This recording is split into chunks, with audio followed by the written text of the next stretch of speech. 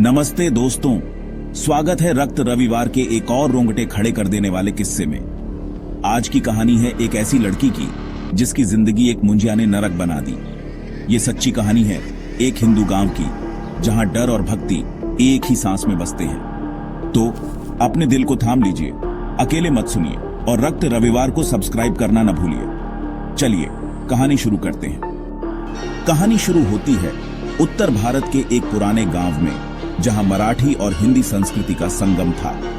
ये गांव था डरावना और रहस्यमयी। कच्ची गलियां, मिट्टी के टूटे फूटे मकान और खेतों के बीच एक विशाल बरगद का पेड़ जिसके बारे में लोग फुसफुसाते थे।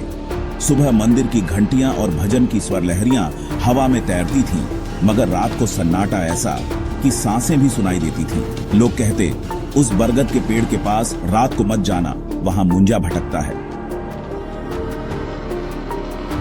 इसी गांव के एक कोने में एक जीर्ण मिट्टी का मकान था, जहां रहती थी मीरा अपनी बीमार मां के साथ। मीरा के पिता का देहांत 5 साल पहले हो गया था। उनके जाने के बाद घर का सारा बोझ मीरा के कंधों पर आ गया। उसकी मां एक अजीब बीमारी से जकड़ गई थी। हाथ पैर सुन्न, आंखें खाली, बस खाट पर पड़ी रहती थी। दवाइयों और रोटी का इंतजाम मीरा को करना था। मीरा गांव की जड़ी बूटी वाली थी। वो जंगलों से औषधीय पौधे लाती, उन्हें पीसकर दवाइयां बनाती और गांव वालों के दुख दर्द दूर करती। नीम, तुलसी, अश्वगंधा उसके हाथों में जैसे प्रकृति का जादू था। मगर गरीबी का काला साया उसके मकान से कभी नहीं हटा। गांव वाले उसकी दवाइयों की तारीफ करते, मगर पैसे देने में आनाकानी करते। अरे मीरा, इतनी जल्दी क्यों? दवा तो सस्ती है। वो दिन रात जड़ी बूटियां तैयार करती और ताने सुनती। मां की कराहटें और भूखी रातें उसका पीछा नहीं छोड़ती थी। एक शाम जब सूरज ढल रहा था और गांव के शिव मंदिर में शंख की टूटी फूटी आवाज गूंज रही थी, मीरा अपने छोटे से आंगन में बैठी थी। वो एक मूसल में जड़ी बूटियां पीस रही थी। उसकी उंगलियां थकन से कांप रही थीं, आंखें लाल और भारी थीं। गांव की 2 औरतों ने दवा मांगी थी। एक को बुखार, दूसरे को जोड़ों का दर्द। मीरा ने वादा किया था कि सुबह तक दवाइयां तैयार होंगी। मूसल की खटखट आवाज आंगन की खामोशी को चीर रही थी। तभी दरवाजा चर्र चर्र करता हुआ खुला। वही 2 औरतें आईं जिनके लिए मीरा दवा बना रही थी। हंसते हंसते बोली, अरे मीरा, अभी तक दवाइयां नहीं बनी? इतना समय क्यों लगा रही? मीरा ने थकी आवाज में कहा, बड़ी बहन, सुबह तक सब तैयार हो जाएगा। मैं खुद आपके घर लाऊंगी।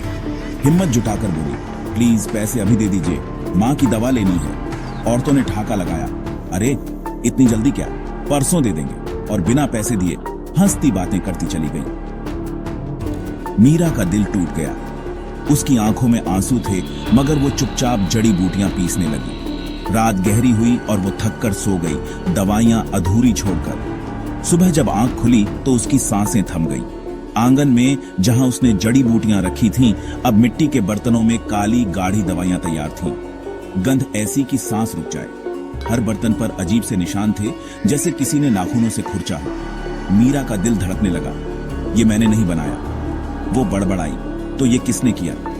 उसने सोचा शायद वहम है। मगर जब वो रसोई में गई तो वहां का नजारा देखकर उसका खून जम गया। चूल्हा जल रहा था, मगर हांडी में कुछ काला चिपचिपा तरल उबल रहा था जैसे खून। तवे पर रोटियां थीं, मगर वो जली हुई और उन पर दांतों के निशान। मीरा ने कांपते हाथों से हांडी छुई। वो ठंडी थी, मगर अंदर का तरल हिल रहा था, जैसे कोई उसमें सांस ले रहा हो। उसका दिल चीख उठा, ये क्या हो रहा है? क्या था वो साया जो मीरा के घर में घुस आया?